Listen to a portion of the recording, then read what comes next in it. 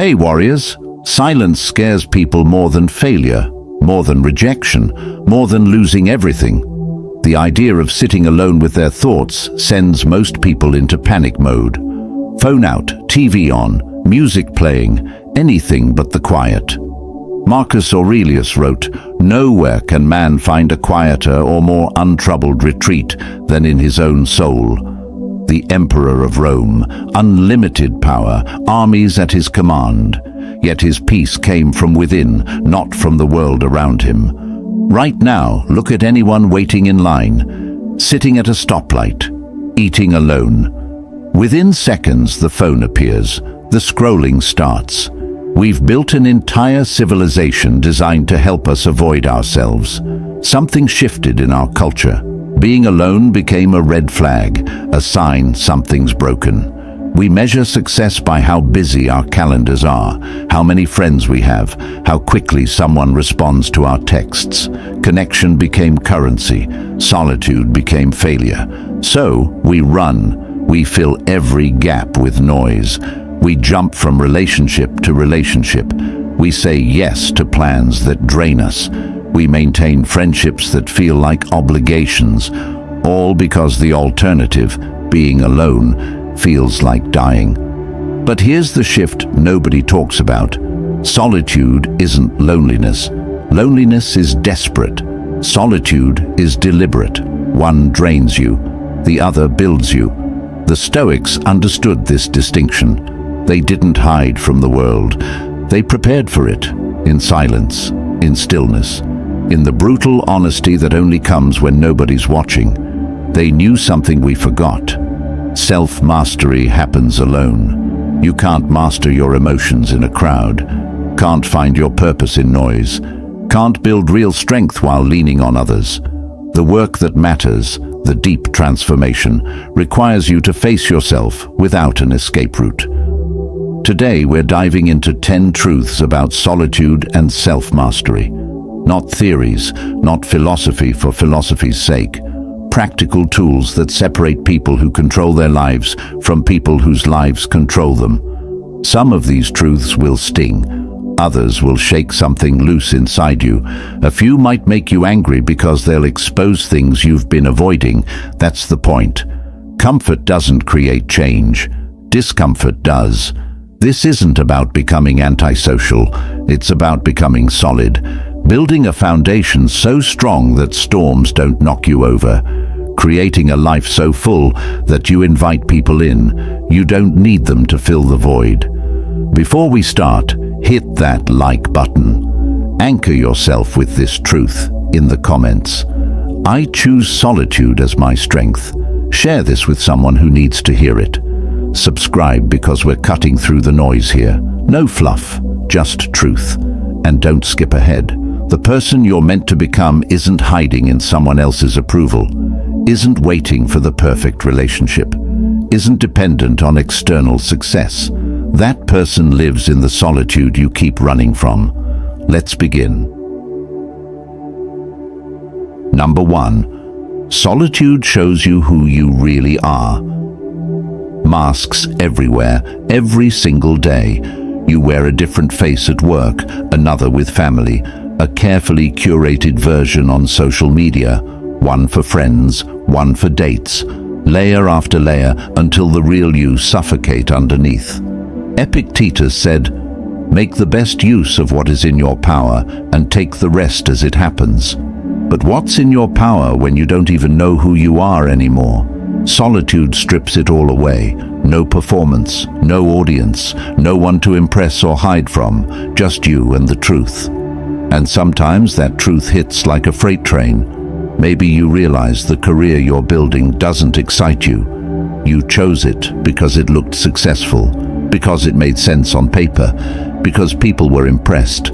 But alone, when nobody's watching, you feel nothing, or worse, you feel trapped. Maybe you see how much you've been shrinking yourself, making yourself smaller so others feel comfortable, biting your tongue to avoid conflict, dimming your light because someone said it was too bright. You've been playing small for so long, you forgot what taking up space feels like. Maybe you discover the goals you're chasing aren't even yours. They're your parents' dreams, society's expectations, Instagram's highlight reel. You've been running toward a finish line you never wanted to cross. This realization breaks people. They scramble back to distraction, turn on the TV, grab the phone, call someone, anything to shut off the truth. But here's what they don't understand. Avoiding yourself doesn't make you disappear. It just makes you a stranger to yourself. Solitude forces the confrontation, puts a mirror in front of you with zero filter, shows you patterns on repeat, wounds left open, strengths buried deep, dreams collecting dust, everything you've been too busy to notice. The discomfort is real, sharp, sometimes brutal. You'll see how often you compromise your truth. How many times you've said yes when your whole body screamed no. How much energy you've spent being who others needed instead of who you are. But this pain isn't punishment.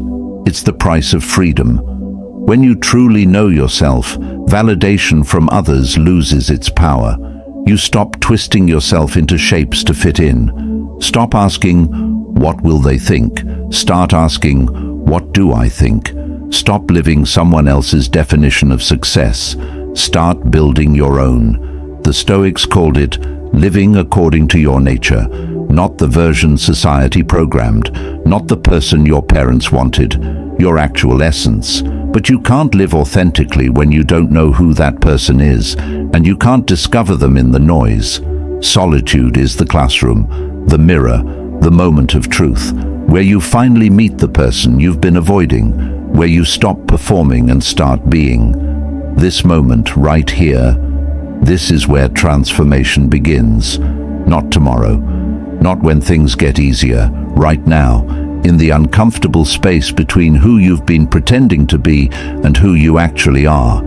The real you is worth meeting, worth knowing, worth becoming. But you have to be brave enough to sit in the silence and let them emerge, to strip away the layers of performance and see what's underneath, to face the truth without flinching.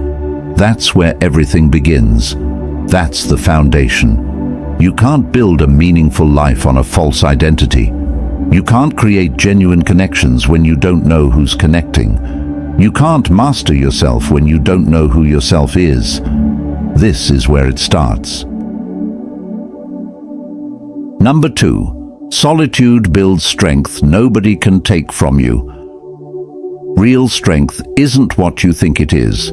It's not how much weight you lift, not how tough you look, not how loud you can be. Real strength is what happens when everything falls apart and nobody's there to catch you. Seneca wrote, "A gem cannot be polished without friction, nor a man perfected without trials." But most people avoid the friction. They surround themselves with comfort, support, and safety nets. Then wonder why they crumble under pressure. When you're always surrounded by people, you outsource your strength. Someone's always there to pump you up when you're down, to validate you when doubt creeps in, to carry you when things get heavy. Feels good in the moment, makes you weak in the long run. Because what happens at 3 in the morning when panic sets in and nobody's there? When the relationship ends and you're alone with the pain?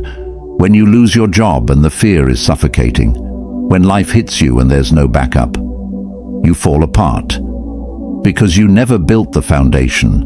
Solitude is where you build that foundation. Alone with your thoughts, your fears, your demons. No rescue coming, no one to call. Just you and the decision to either break or become unbreakable.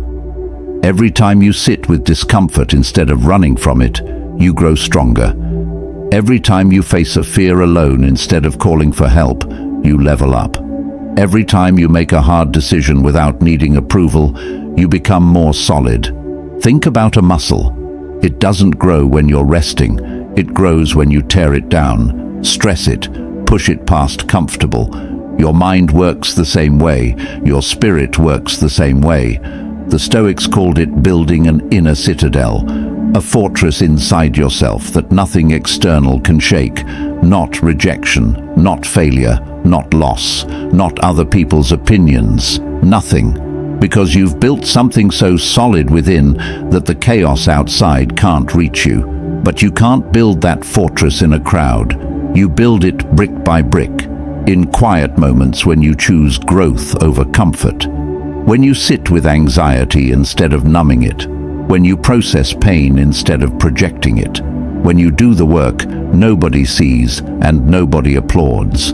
People will call you distant, too independent, cold. Let them. They're terrified of their own solitude. They'll try to make you afraid of yours, but you know better now. Every hour you spend strengthening yourself alone is an investment, the kind that pays dividends when life gets hard. And life will get hard. Not maybe, definitely. When that moment comes, you won't beg someone to save you. Won't fall apart because your support system disappeared. You'll stand firm, rooted in the power you built when you were brave enough to be alone. That's the difference between someone who survives and someone who thrives.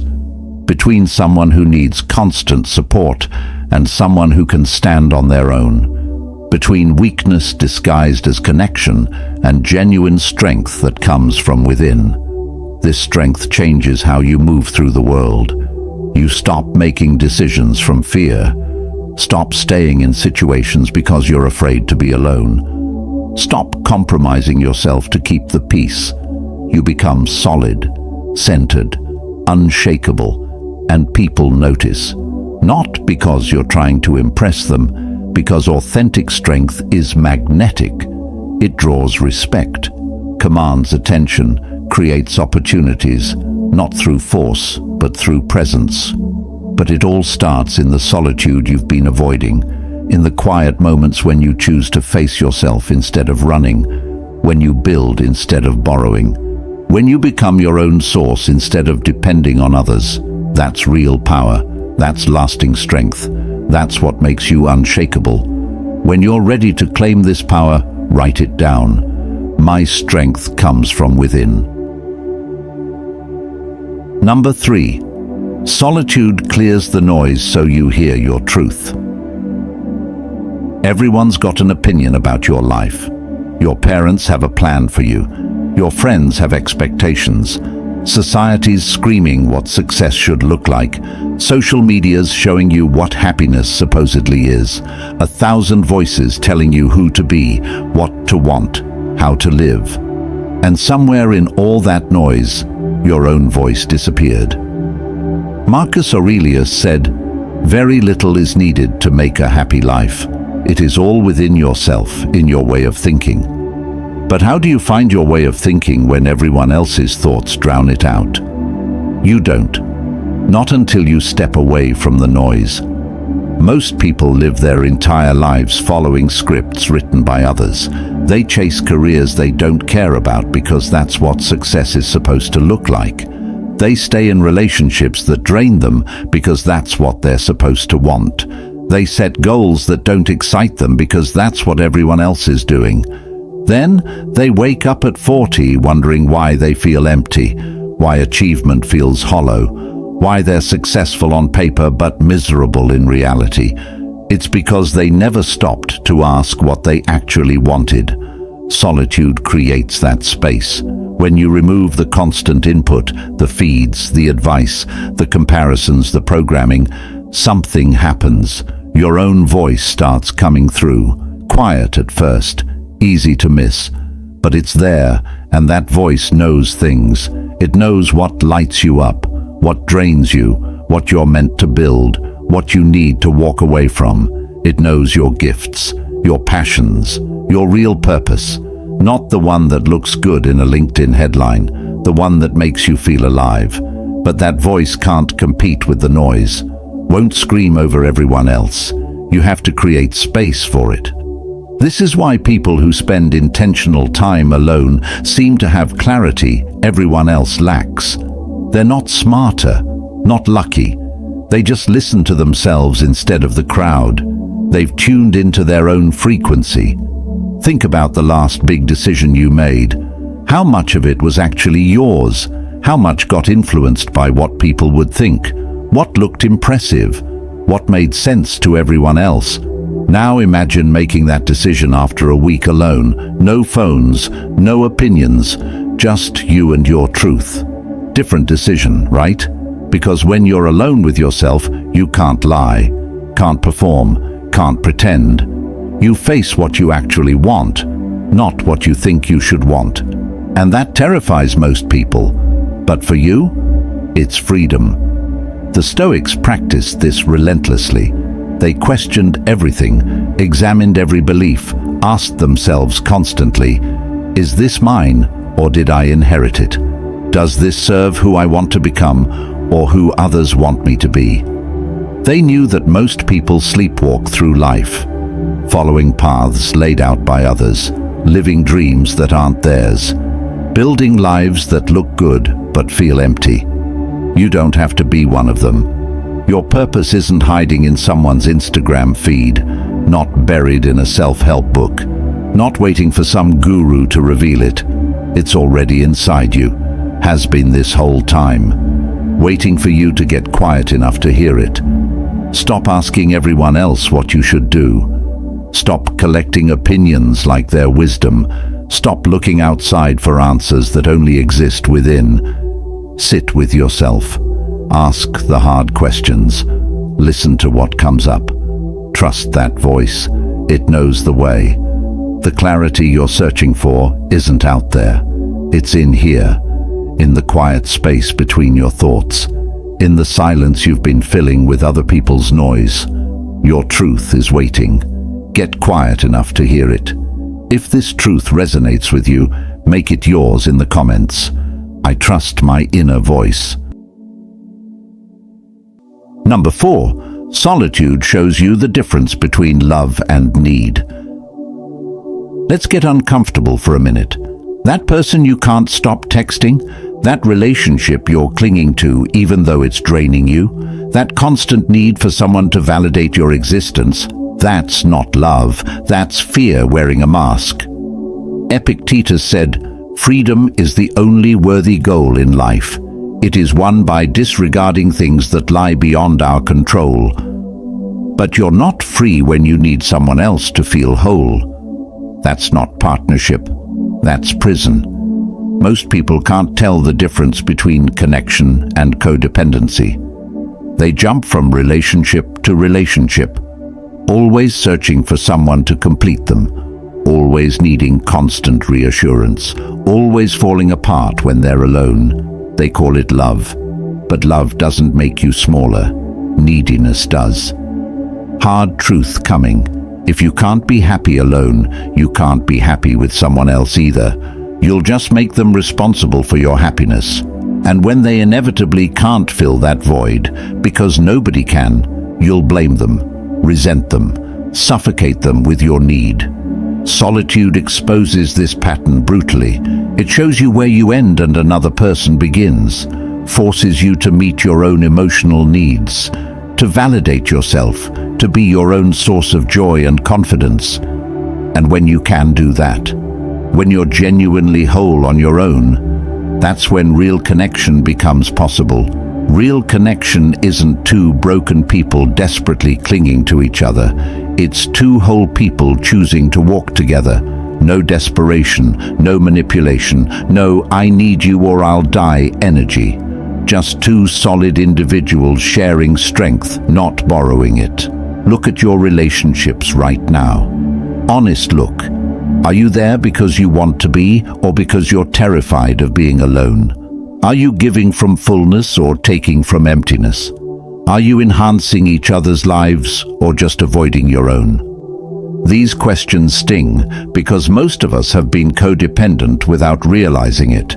We confused neediness with passion, jealousy with caring, control with love. We built relationships on fear instead of freedom, and those relationships, they crumble. They have to. Fear can't sustain anything real. But when you master solitude, everything shifts. You stop seeking relationships to escape yourself, Start building relationships to share yourself. Stop looking for someone to save you. Start looking for someone to grow with. Stop losing yourself in others. Start bringing your full self to the table. The Stoics understood this deeply. They knew that attachment to external things, including people, creates suffering. Not because connection is bad, because desperate attachment is. When you need someone, they own you. When you choose someone from wholeness, you're free. So, get comfortable alone. Build a life you love without needing anyone else to make it meaningful. Then, when someone incredible shows up, you invite them into your fullness, not your emptiness.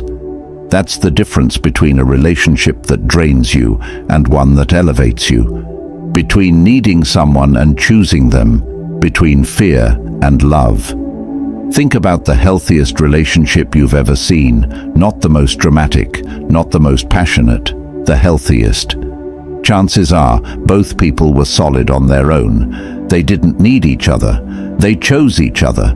They enhanced each other's already complete lives instead of filling empty voids. That's what becomes possible when you master solitude. You stop searching for someone to complete you and start looking for someone to complement you. You stop making relationships your source of happiness and start making them an expression of the happiness you've already built.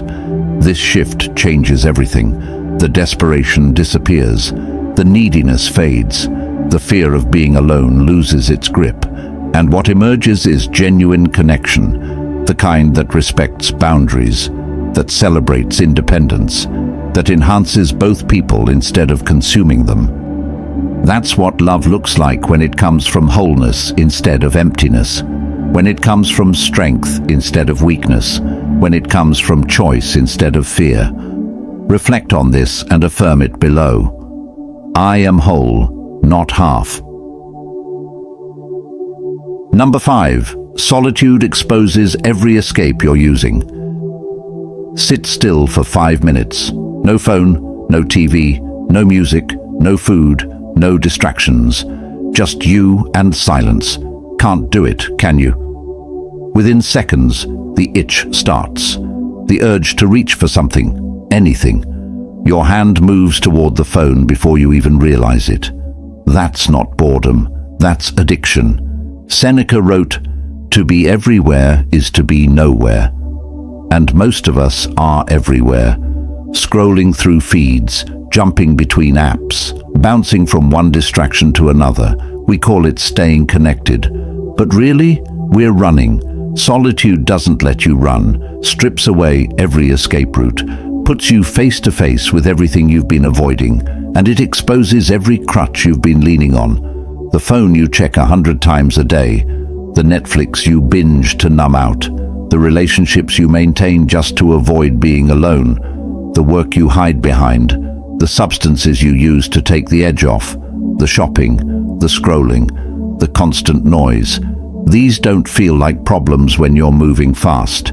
Everyone does it, right? Normal behavior.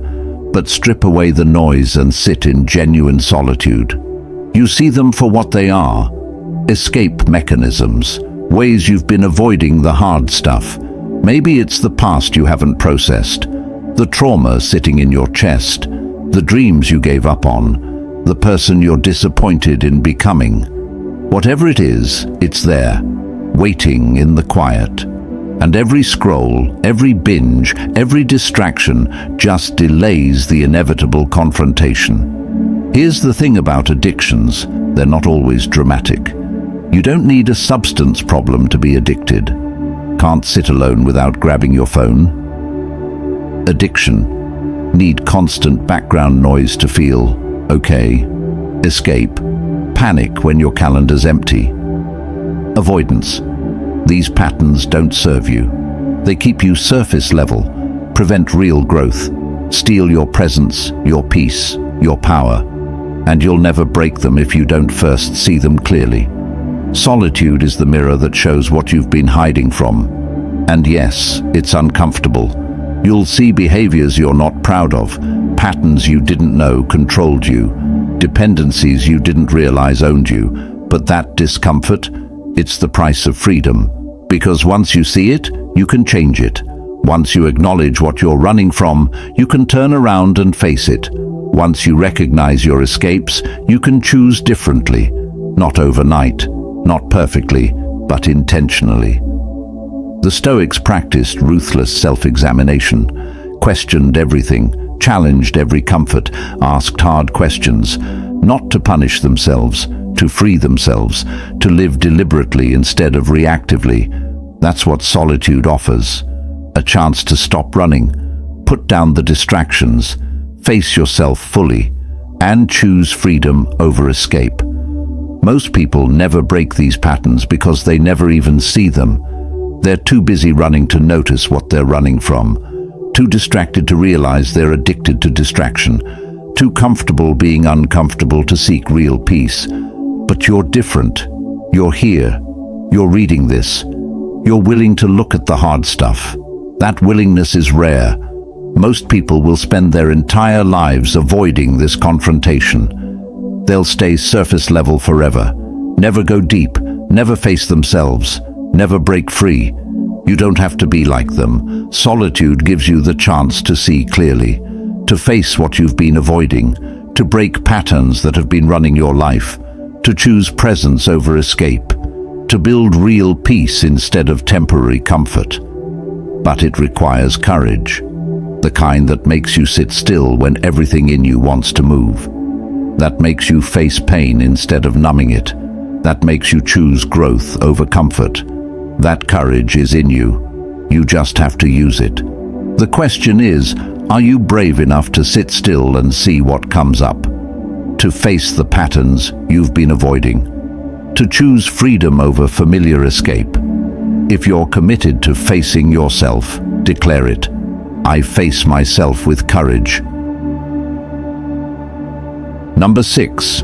Solitude reveals what you're actually capable of. You've been underestimating yourself your entire life, not because you're weak, because you've always had someone else to lean on, someone to help, someone to save you, someone to do the hard parts. And every time someone else steps in, you rob yourself of discovering your own power. Marcus Aurelius said, "You have power over your mind, not outside events. Realize this, and you will find strength." But you can't realize that power when you're constantly delegating it to others. Solitude forces you to figure things out alone. No one to call when things get hard. No one to fix it for you. No one to blame when it doesn't work. Just you, the problem, and your ability to handle it. And that's when something extraordinary happens. You discover you're more capable than you ever imagined. Think about the last time you solved something completely alone, really alone. No Google, no asking for help, no safety net. Remember that feeling when you finally figured it out? That surge of confidence? That wasn't luck. That was you. Your resourcefulness, your resilience, your ability to adapt and overcome. That's always been there. You just never needed to access it before. Most people go their whole lives never tapping into their full potential because they never have to, always surrounded by people who can do it better, faster, easier. So they stay comfortable, stay dependent, stay small, and they never know what they're truly made of. But when you choose solitude, when you put yourself in situations where you have to rely entirely on yourself, you level up.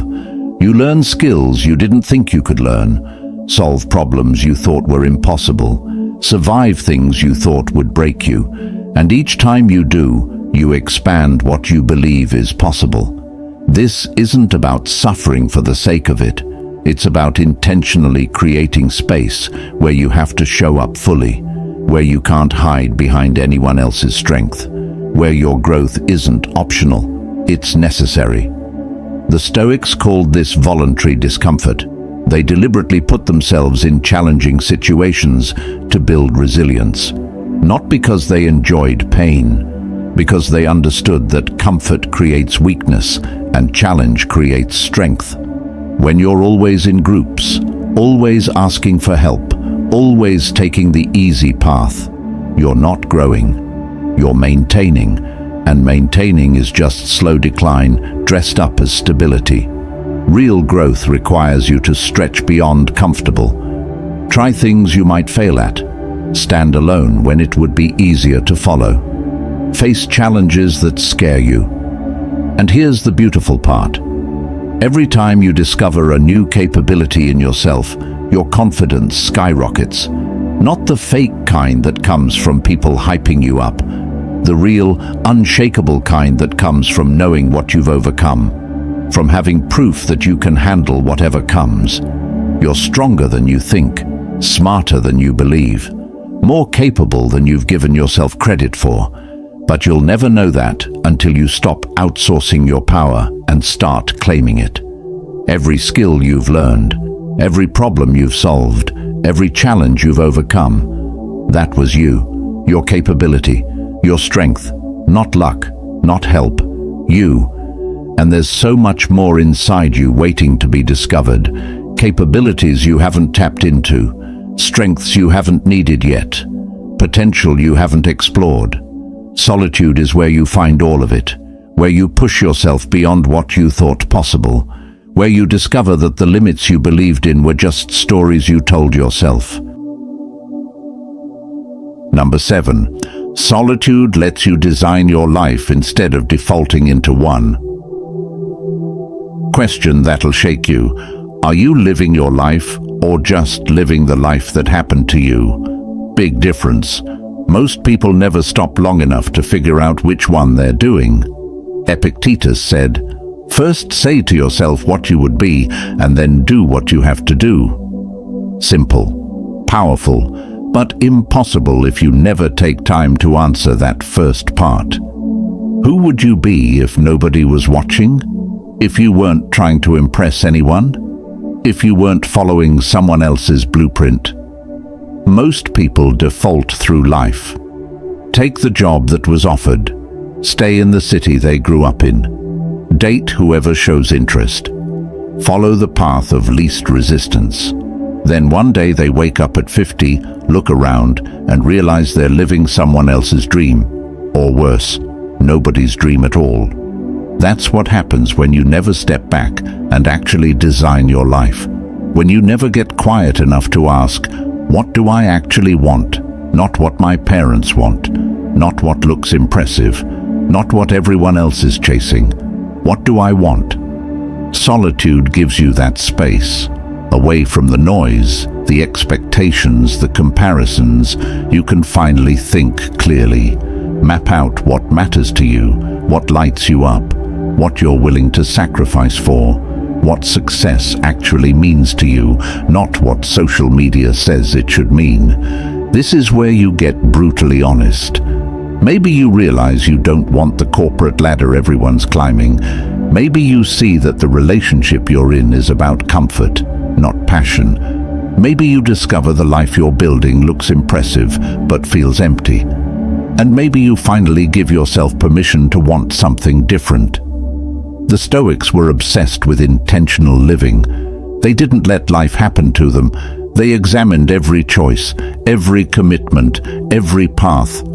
Asked themselves constantly, is this aligned with who I want to be? Is this moving me toward my vision or away from it? But you can't ask those questions in chaos. Can't design your life while reacting to everyone else's demands. You need space, time, silence. The kind of deep thinking that only happens when you're alone with a journal, a blank page, and the courage to be honest. What would your life look like if you designed it from scratch? If you ignored all the shoulds and focused only on what actually matters to you? If you built it around your values, your passions, your definition of success? That life is possible. But it requires you to stop defaulting and start deciding. Stop following and start leading yourself first. Get quiet enough to hear what you really want, brave enough to go after it. Most people never do this. They let life happen to them, react instead of create, follow instead of lead. And they wake up decades later wondering where their life went, wondering why they feel unfulfilled despite doing everything right. Don't be like them.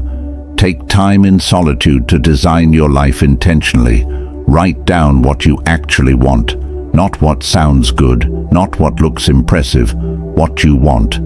Then build toward that. Make decisions based on your vision, not other people's expectations. This doesn't mean you ignore practical realities. It means you make conscious choices instead of unconscious defaults. You choose your direction instead of letting circumstances choose for you. Your life is the most important project you'll ever work on. It deserves intentional design, careful planning, thoughtful execution, not default settings and autopilot reactions. Solitude gives you the space to become the architect of your life, to draw the blueprints, to choose the materials, to build something that's genuinely yours. The question is, will you take that time? Will you step away from the noise long enough to design something meaningful? Or will you keep defaulting through life, hoping it turns out okay? Your life, your choice, your design. Take ownership of your life with this affirmation: I design my life with intention. Number 8. Solitude shows you who deserves a place in your life. Want to know who really matters? Spend time alone. When you step away from constant interaction, something powerful happens. You start seeing your relationships clearly. No more pretending, no more obligation, just truth. Seneca said, "Associate with people who are likely to improve you." Sounds simple, but most of us do the opposite. We keep people around out of habit, history, or fear of being alone. Maintain relationships that drain us because ending them feels harder than enduring them. Say yes to people we don't even like because saying no feels uncomfortable. Solitude changes that. When you're comfortable being alone, you stop tolerating relationships that don't serve you. Stop giving energy to people who don't reciprocate. Stop showing up for people who wouldn't show up for you because you're no longer afraid of the alternative. Look at your friend group right now. Honest look. How many of those people genuinely add value to your life? How many inspire you, challenge you, support your growth? And how many just exist there, taking up space, energy, and time without giving anything real back? Here's what most people won't tell you. Some relationships are meant to end, not because anyone did anything wrong, just because you've outgrown them. You're evolving, they're staying the same. You're moving forward, they're comfortable where they are, and that's okay. But staying in those relationships out of guilt or nostalgia, that's not loyalty, that's self-sabotage. Solitude gives you the clarity to see this.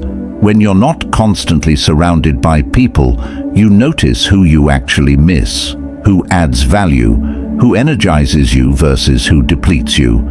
You start realizing that some people you thought were friends are really just familiar, and familiar isn't the same as meaningful. The Stoics were selective about their company.